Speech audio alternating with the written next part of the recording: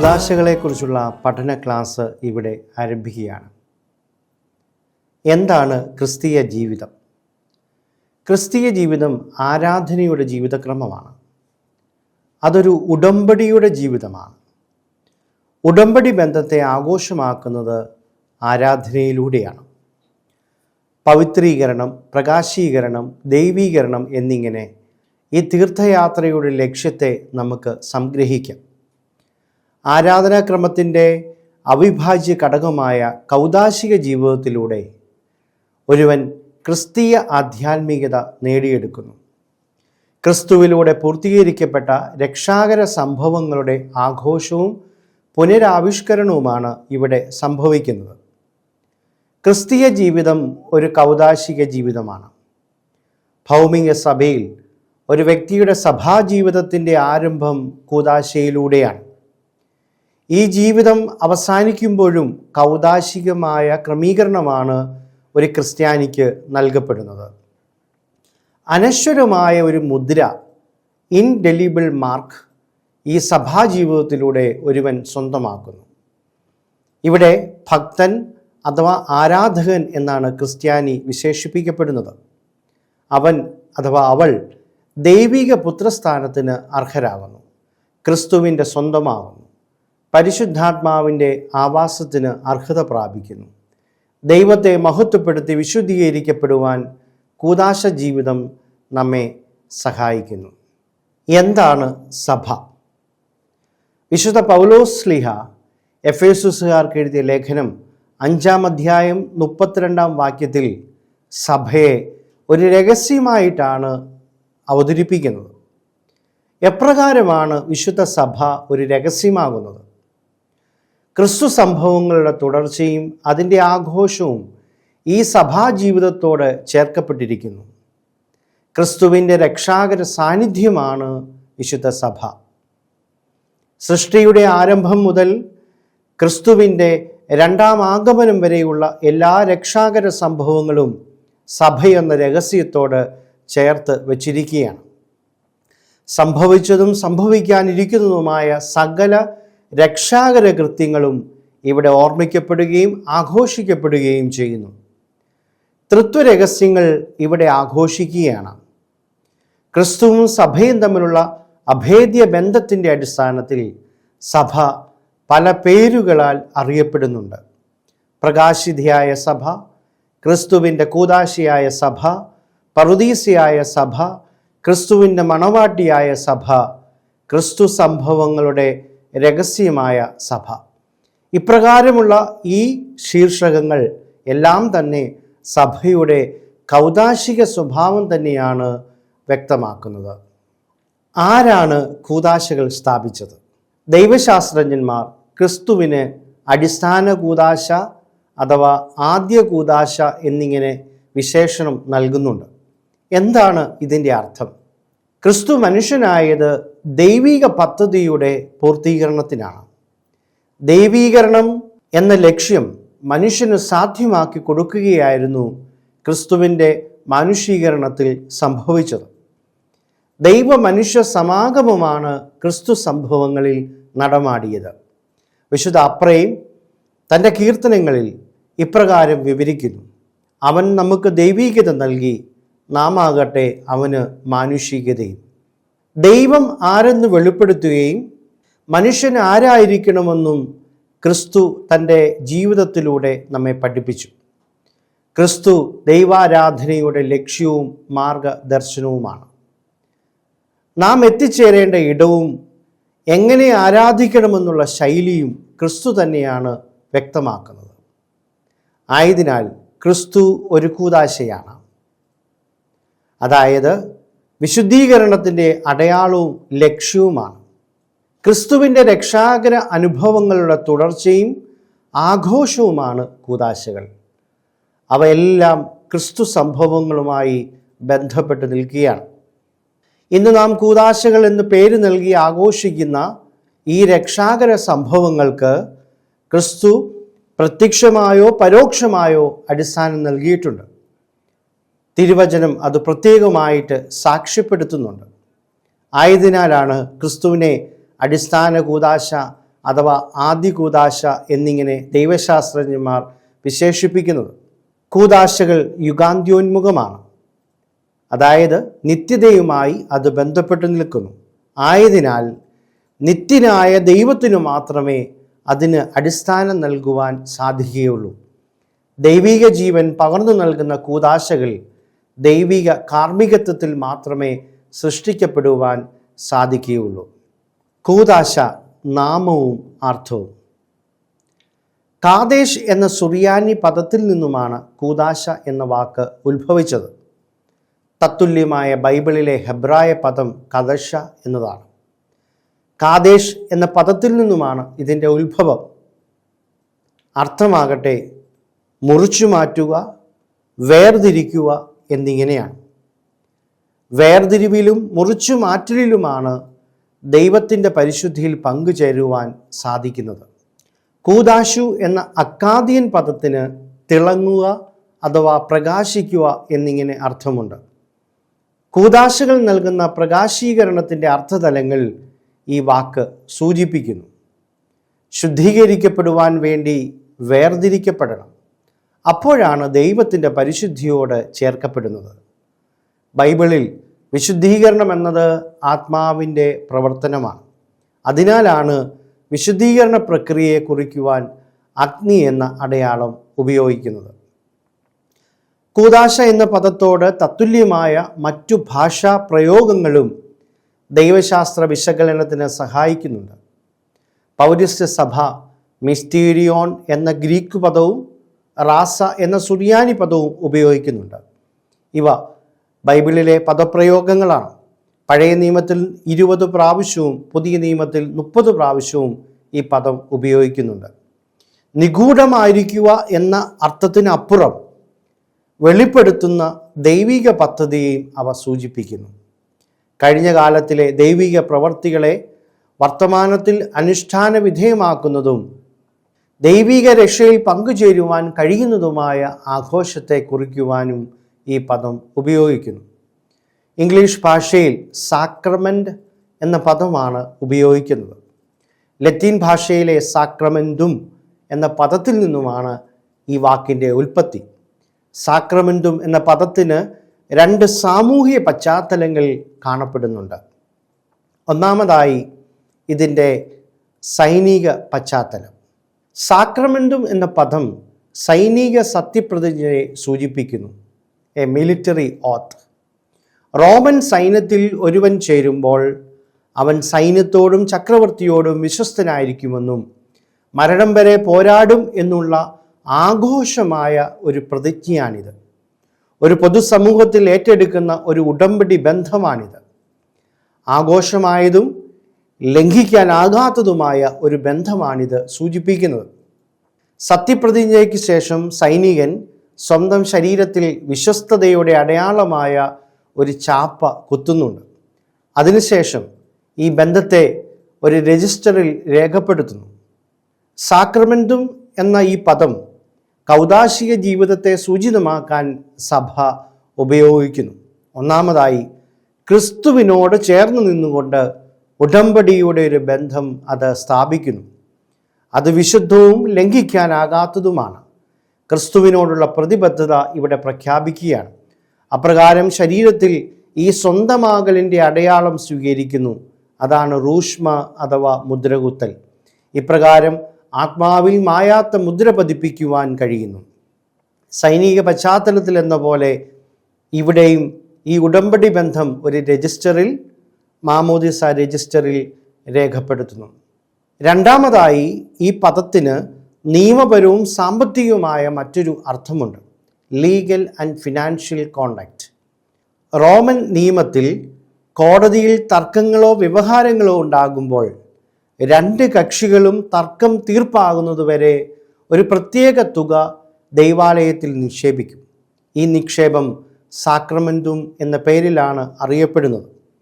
തർക്കത്തിൽ പരാജയപ്പെടുന്ന വ്യക്തിക്ക് ഈ തുക നഷ്ടമാവും. അത് പൊതു ആവശ്യങ്ങൾക്കായി പിന്നീട് ഉപയോഗിക്കുന്നതാണ്. ദൈവത്തിൻ്റെ സാന്നിധ്യത്തിലുള്ള ഒരു ഉടമ്പടിയുടെ സാക്ഷ്യപ്പെടുത്തലാണ് ഇത് സൂചിപ്പിക്കുന്നത്. ഒരു വിശുദ്ധമായ ബന്ധത്തിൻ്റെ സാക്ഷ്യമാണിത്. ഇപ്രകാരമുള്ള ഒരു ദൈവിക സാന്നിധ്യത്തിലുള്ള സാക്ഷ്യവും കൂദാശയുടെ ദൈവശാസ്ത്രത്തിലേക്ക് പ്രത്യേകമായിട്ട് നയിക്കുന്നുണ്ട്. ഈ രണ്ട് പശ്ചാത്തലങ്ങളും അതിൻ്റെ ആന്തരിക അർത്ഥത്തിൽ സഭാജീവിതത്തിൽ ഉൾക്കൊള്ളുന്നു. കൃപയുടെ രഹസ്യത്തിൽ പങ്കുചേരുവാനും ദൈവിക ഉടമ്പടി സ്ഥാപിക്കുവാനും വിശ്വാസിക്ക് കഴിയുന്നു. 3-ാം നൂറ്റാണ്ടിൽ തെർത്തുല്യൻ എന്ന സഭാപിതാവ് സാക്രമെന്റ് എന്ന പദം കൂദാശകൾക്ക് ഉപയോഗിച്ചതായി ചരിത്രം സാക്ഷിക്കുന്നുണ്ട്. കൂദാശകളുടെ എണ്ണം. ആദിമസഭയിൽ കൂദാശകളുടെ എണ്ണത്തെക്കുറിച്ച് വ്യക്തത കുറവായിരുന്നു. കൂദാശകൾ വിലയിരുത്തപ്പെട്ടിരുന്നത് യേശുവിൻ്റെ ജീവിതത്തിലെ രഹസ്യങ്ങളോട് ചേർത്ത് വെച്ചായിരുന്നു. എന്നാൽ 7 എന്ന സംഖ്യ നിജപ്പെടുത്തിയത് 12-ാം നൂറ്റാണ്ടിലെ ദൈവശാസ്ത്രജ്ഞനായ പീറ്റർ ലൊംബാർഡ് ആയിരുന്നു. സ്കോളാസ്റ്റിക് ദൈവശാസ്ത്രത്തെ ആഴമേറിയ രീതിയിൽ സ്വാധീനിച്ച അദ്ദേഹത്തിൻ്റെ മോനുമെൻ്റൽ വർക്ക് ആയ ദ 4 ബുക്സ് ഓഫ് സെൻറ്റൻസസ്, അവിടെ 7 എന്ന സംഖ്യയുടെ ദൈവശാസ്ത്രപരമായ അർത്ഥങ്ങൾ അദ്ദേഹം രേഖപ്പെടുത്തിയിട്ടുണ്ട്. എന്താണ് കൂദാശ എന്ന് ഈ ഗ്രന്ഥത്തിൽ അദ്ദേഹം വിവരിക്കുന്നുണ്ട്. A sacrament is a visible form of invisible grace and a cause of it. കൂദാശ എന്നാൽ അദൃശ്യമായ കൃപയുടെ ദൃശ്യരൂപവും അതിൻ്റെ കാരണവുമാണ്. പ്രസ്തുത നിർവചനത്തിൻ്റെ വെളിച്ചത്തിൽ നിലനിന്നിരുന്ന ക്രിസ്തീയ ആചാരങ്ങളെ അദ്ദേഹം വിലയിരുത്തി. അതായത് കൃപയുടെ ജീവിതത്തിന് അത്യന്താപേക്ഷിതമായി കണക്കാക്കപ്പെട്ടിരുന്നതും ഈ മാനദണ്ഡങ്ങൾ പാലിച്ചിരുന്നതുമായ 7 പ്രത്യേക അനുഷ്ഠാനങ്ങൾ അദ്ദേഹം ചിട്ടപ്പെടുത്തുകയും വിവരിക്കുകയും ചെയ്തു. എന്തുകൊണ്ടാണ് 7 എന്ന സംഖ്യയെന്ന് അദ്ദേഹം വിവരിക്കുന്നുണ്ട്. ഈ സംഖ്യയുടെ ഒരു താത്വികമായ അവലോകനവും അദ്ദേഹം നൽകുന്നുണ്ട്. മനുഷ്യജീവിതത്തിൻ്റെ വളർച്ചയുടെ 7 ഘട്ടങ്ങൾ അദ്ദേഹം പ്രതിപാദിക്കുന്നുണ്ട്. പിന്നീട് വിശുദ്ധ തോമസ് അക്വിനാസ് അവയെ ആത്മീയ ജീവിത ഘട്ടങ്ങളുടെ അനിവാര്യതയുമായി ബന്ധിപ്പിച്ച് പഠനം നടത്തി. കൃപയുടെ അടയാളങ്ങളെ വ്യവസ്ഥാപിതമായും വ്യക്തമായും തരംതിരിച്ചു.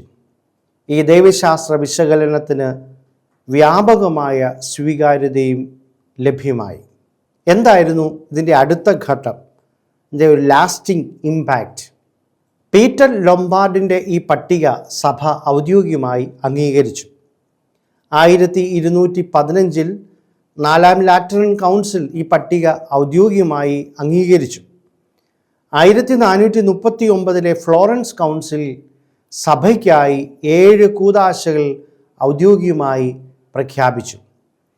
1545 മുതൽ 1563 വരെ നടന്ന ട്രെൻറ്റ് കൗൺസിൽ മാമോദീസായും കുർബാനയും മാത്രം അംഗീകരിച്ചിരുന്ന പ്രൊട്ടസ്റ്റന്റ് നവീകരണ പ്രസ്ഥാനത്തിനു മറുപടിയായി 7 എന്ന സംഖ്യ കൂദാശകൾക്ക് നൽകിക്കൊണ്ട് കൂദാശ ദൈവശാസ്ത്രത്തെ അർത്ഥസമ്പുഷ്ടമാക്കി.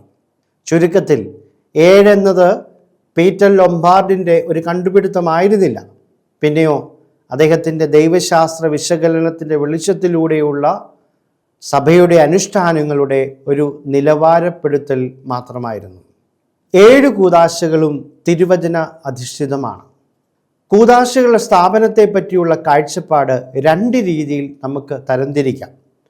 ഒന്ന്, ക്രിസ്തു നേരിട്ട് സ്ഥാപിച്ച കൂദാശകൾ, ഡയറക്റ്റ് ഇൻസ്റ്റിറ്റ്യൂഷൻ ബൈ ക്രൈസ്റ്റ്. 2, പ്രവർത്തികളിലൂടെയും സൂചനകളിലൂടെയുമുള്ള സ്ഥാപനം, institution by implication and action.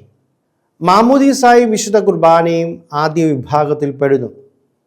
തിരുവചനത്തിൽ വ്യത്യസ്തമായ വേദഭാഗങ്ങൾ നമുക്ക് കണ്ടെത്താൻ സാധിക്കും. മത്തായി ശ്ലീഹായുടെ സുവിശേഷം 28-ാം അധ്യായം 19 മുതൽ 20 വരെയുള്ള വാക്യങ്ങളിൽ മാമോദീസ എന്ന കൂദാശയുടെ ഒരു തിരുവചന അടിസ്ഥാനം നമുക്ക് കണ്ടെത്താൻ സാധിക്കും. ആകയാൽ നിങ്ങൾ പോയി എല്ലാ ജനതകളെയും ശിക്ഷപ്പെടുത്തുവീൻ, പിതാവിൻ്റെയും പുത്രൻ്റെയും പരിശുദ്ധാത്മാവിൻ്റെയും നാമത്തിൽ അവർക്ക് ജ്ഞാനസ്നാനം നൽകുവീൻ. വിശുദ്ധ കുർബാനയെക്കുറിച്ചും വ്യത്യസ്തമായ വിവരണങ്ങൾ തിരുവചനത്തിൽ നമുക്ക് കാണാൻ സാധിക്കും. ലൂക്കോസ് 12, 19, 20 നാം കാണുന്നുണ്ട്. അതോടൊപ്പം തന്നെ ആദിമസഭയുടെ വിശുദ്ധ കുർബാന അനുഷ്ഠാനത്തിൻ്റെ വ്യക്തത, വിശുദ്ധ പൗലോസ്ലീഹ കൊരിന്ത്യോസുകാർക്ക് എഴുതിയ 1-ാം ലേഖനം 11-ാം അധ്യായം 23 മുതൽ 26 വരെയുള്ള വചനങ്ങളിൽ കാണുന്നുണ്ട്. ഒരു പുതിയ ഉടമ്പടി എന്ന തലക്കെട്ടിലൂടെ വിശുദ്ധ പൗലോസ് ഇപ്രകാരം വിവരിക്കുകയാണ്: കർത്താവിൽ നിന്ന് ലഭിച്ചതും ഞാൻ നിങ്ങളെ ഭരമേൽപ്പിക്കുന്നതുമായ കാര്യം ഇതാണ്. തുടർന്ന് വിശുദ്ധ കുർബാനയുടെ 4 അടിസ്ഥാന ക്രിയകൾ അവതരിപ്പിക്കുന്നു: എടുക്കുക, കൃതജ്ഞത അർപ്പിക്കുക, മുറിക്കുക, കൊടുക്കുക. ഈ 2 കൂദാശകളെ ഡയറക്റ്റ് ഇൻസ്റ്റിറ്റ്യൂഷൻ ബൈ ക്രൈസ്റ്റ് എന്ന ലേബലിൽ നമുക്ക് തരംതിരിക്കാവുന്നതാണ്. എന്നാൽ ശേഷിക്കുന്ന 5 കൂദാശകൾ institution by implication and action എന്ന തലക്കെട്ടിലൂടെ മനസ്സിലാക്കാൻ സാധിക്കുന്നതാണ്. എന്ന് പറഞ്ഞാൽ, ക്രിസ്തു സംഭവങ്ങളോട് ചേർക്കപ്പെട്ടതും ആദിമസഭ പ്രാവർത്തികമാക്കിയതുമായ കൗദാശിക ഭാവങ്ങൾ. മൂറോൻ അഭിഷേകം അഥവാ സ്ഥൈര്യലേപനം എന്ന കൂദാശയുടെ തിരുവചന അടിസ്ഥാനം പല വേദഭാഗങ്ങളിൽ കാണാൻ സാധിക്കും. യോഹന്നാൻ്റെ സുവിശേഷം 14-ാം അധ്യായം 16-ാം വാക്യത്തിൽ ക്രിസ്തു ഒരു സഹായകനെ വാഗ്ദാനം ചെയ്യുന്നുണ്ട്. അപ്പോസ്തല പ്രവർത്തനങ്ങൾ 8-ാം അധ്യായം 14 മുതൽ 17 വരെയുള്ള വാക്യങ്ങളിൽ ഈ മൂറോൻ അഭിഷേകത്തിൻ്റെ മറ്റൊരു തലം നമുക്ക് കാണാൻ സാധിക്കുന്നു.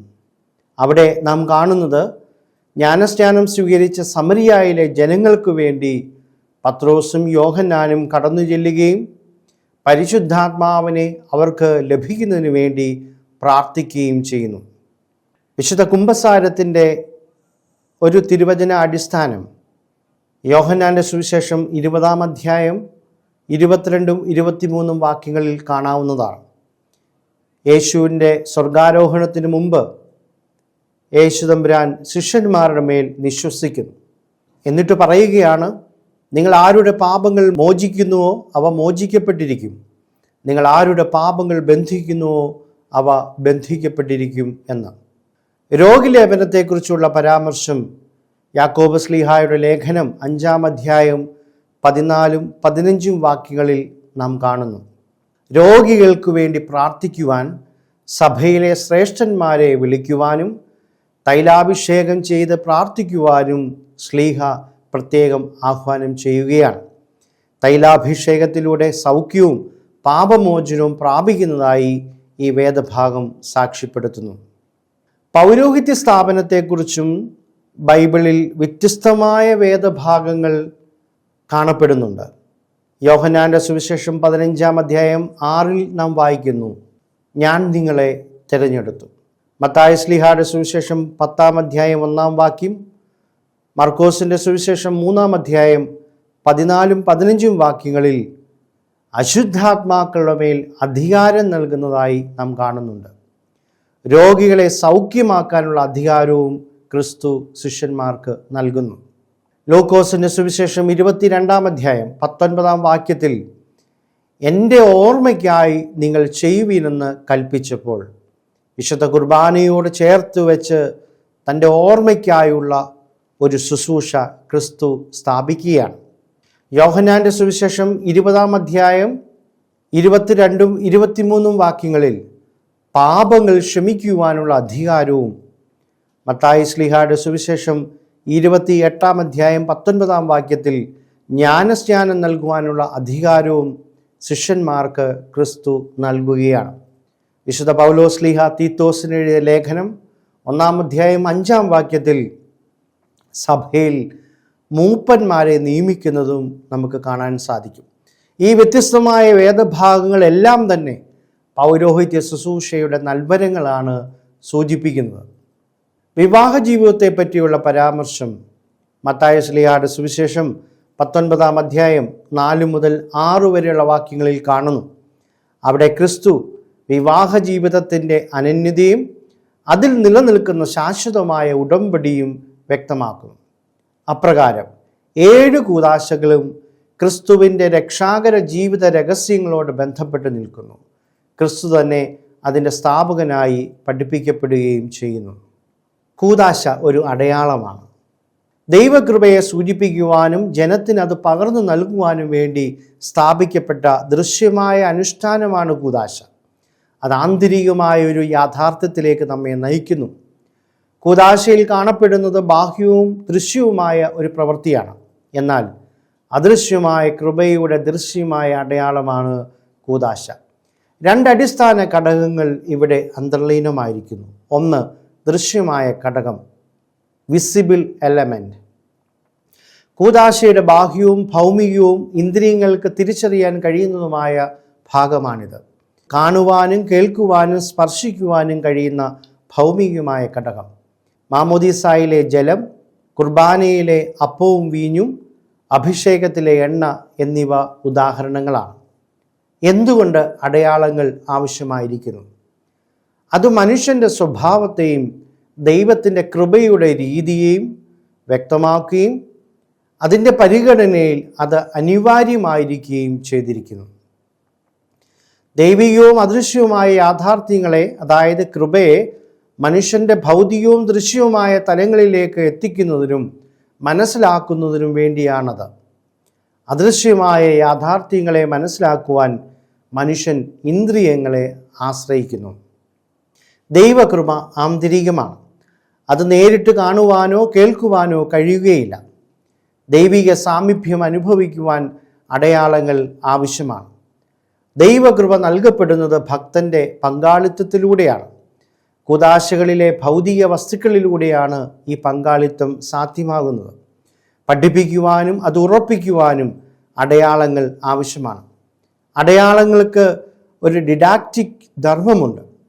അടയാളങ്ങൾ വിശ്വാസ സത്യങ്ങളെ പഠിപ്പിക്കുന്നു. കാണപ്പെടുന്ന അടയാളം വിശ്വാസ തലങ്ങളെ ആരാധകരിൽ ഉറപ്പിക്കുന്നു.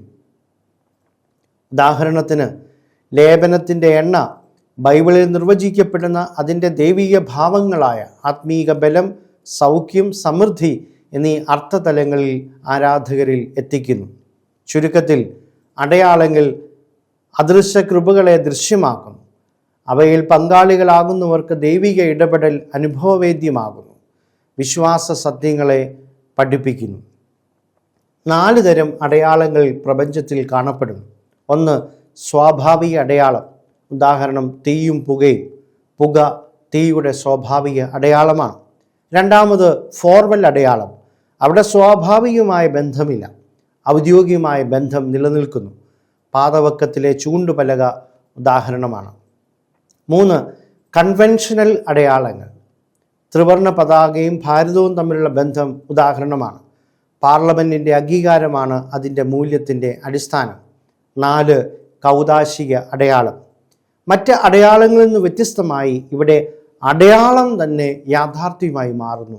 അതൊരു മാറ്റത്തിന് വിധേയമാകുന്നു. 3 തരം മാറ്റങ്ങൾ കാണപ്പെടുന്നുണ്ട്. ഇവിടെ 2 കാര്യങ്ങൾ നാം മനസ്സിലാക്കണം. വസ്തുക്കൾക്ക് ആക്സിഡൻസ് അഥവാ ആഗന്തുകളുണ്ട് എന്ന് പറഞ്ഞാൽ അവയ്ക്ക് കാണപ്പെടുന്ന രൂപവും ഭാവവും നിറവും ഒക്കെയുണ്ട്. ഇന്ദ്രിയങ്ങൾക്ക് അനുഭവപ്പെടുന്ന ഒരു ക്വാളിറ്റിയാണത്. മറ്റൊന്ന് സബ്സ്റ്റൻസ്, ഒരു വസ്തുവിൻ്റെ എസൻസാണ് എന്ന് പറഞ്ഞാൽ എന്താണോ ആ വസ്തുവിനെ അടിസ്ഥാനപരമാക്കി മാറ്റുന്നത് അതിനെയാണ് സബ്സ്റ്റൻസ് എന്ന പദം കൊണ്ട് സൂചിപ്പിക്കുന്നത്. 3 രീതിയിലുള്ള മാറ്റങ്ങൾ കാണാവുന്നതാണ്. ഒന്ന്, ആക്സിഡൻ്റൽ ചേഞ്ച് അഥവാ ആഗന്തുകളുടെ മാറ്റം. ഇവിടെ സത്തയ്ക്ക് മാറ്റമില്ല, ആഗന്തുകൾ മാത്രം മാറുന്നു. ഉദാഹരണത്തിന്, വെളുത്ത നിറമുള്ള ഒരു ചോക്ക് ചുവന്ന കളറിനുള്ളിൽ ഇടുമ്പോൾ അതിന് നിറമാറ്റം സംഭവിക്കുന്നു, എന്നാൽ അതിൻ്റെ സത്തയ്ക്ക് മാറ്റം സംഭവിക്കുന്നില്ല. 2, സബ്സ്റ്റാൻഷ്യൽ ചേഞ്ച്. ഇവിടെ സത്തയും ആഗന്തുകളും മാറുന്നു. അതായത് എസൻസും മാറുന്നു, അതിൻ്റെ ആക്സിഡൻ്റൽ ഭാവവും മാറുന്നു. ആ വസ്തു മറ്റൊരു വസ്തുവായി മാറ്റപ്പെടുകയാണ്. ഉദാഹരണത്തിന്, ഹൈഡ്രജനും ഓക്സിജനും തമ്മിൽ ചേരുമ്പോൾ വെള്ളമായി മാറുന്നു. മറ്റൊരു ഉദാഹരണം, വിറക് കത്തി ചാമ്പലാകുന്നു എന്നതാണ്. 3ാമത്തെ മാറ്റം ട്രാൻസബ്സ്റ്റാൻഷ്യൽ ചേഞ്ചാണ്. സത്താതീത മാറ്റമാണിത്. ഇവിടെ സത്തയ്ക്ക് മാറ്റം വരുന്നു, എന്നാൽ രൂപത്തിനോ ഭാവത്തിനോ നിറത്തിനോ മാറ്റം വരുന്നില്ല. വിശുദ്ധ കുർബാനയിൽ അപ്പവും വീഞ്ഞും കർത്താവിൻ്റെ തിരുശരീര രക്തങ്ങളായി രൂപാന്തരപ്പെടുന്നു. സത്താമാറ്റം എന്ന് പറയുന്നത് കർത്താവിൻ്റെ തിരുശരീര രക്തങ്ങളാകുന്നു എന്നതാണ്. എന്നാൽ ആഗന്തുകൾക്ക് മാറ്റമില്ല. സമർപ്പിക്കപ്പെട്ട അടയാളങ്ങൾ മറ്റൊരു യാഥാർത്ഥ്യമാകുന്നു. മധ്യകാലഘട്ടത്തിൽ ദൈവശാസ്ത്രത്തിൽ, പ്രത്യേകിച്ച് വിശുദ്ധ കുർബാനയെക്കുറിച്ചുള്ള പഠനത്തിൽ കടന്നു വന്ന ഒരു വാക്കാണ് ട്രാൻസബ്സ്റ്റാൻഷിയേഷൻ. 1215 4-ാം ലാറ്ററൻ കൗൺസിലാണ് അത് ഔദ്യോഗികമായി അംഗീകരിച്ചത്. 1551 തെന്ത്രോസ് കൗൺസിൽ അത് കൃത്യമായി വിവരിച്ചു. പ്രത്യേകിച്ച് വിശുദ്ധ കുർബാനയിലെ ക്രിസ്തുവിൻ്റെ യഥാർത്ഥ സാന്നിധ്യം അസന്നിഗ്ധമായി പ്രഖ്യാപിക്കുവാൻ. മാറ്റമില്ലാത്ത കൗദാശീയ ഭാവങ്ങൾ. കഴിഞ്ഞ കാലഘട്ടത്തിൽ കൂദാശകളുടെ ആചാര അനുഷ്ഠാനത്തിൽ പരിണാമങ്ങളും കൂട്ടലും കുറച്ചിലും ഒക്കെ നടന്നിട്ടുണ്ട്.